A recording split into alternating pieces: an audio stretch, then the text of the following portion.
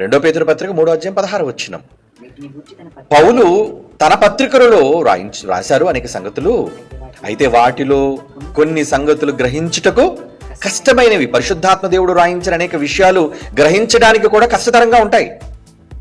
మరి కనీస జ్ఞానంతో మనం ఆలోచించాలి కదా దాన్ని.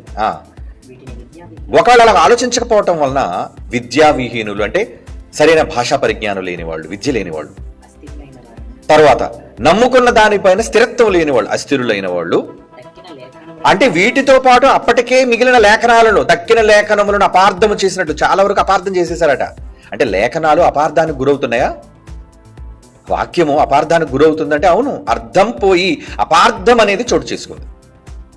అది బైబిలే ఒప్పుకుంది. అపార్థం చేస్తారు. తక్కిన లేఖనములు అపార్థము చేసినట్లు తమ స్వకీయ నాశనం. ఇలా అపార్థం చేయటం వల్ల కలిగే ప్రధానమైన ఒక శిక్ష ఏంటంటే నాశనం అంటున్నాడు. చూడండి, అంటే నాశనం జోలికి మనం వెళ్లకుండా ఉండాలి అంటే, మనకు నాశనం కలగకుండా ఉండాలి అంటే లేఖనాలు ఏం చేయకూడదు అనమాట?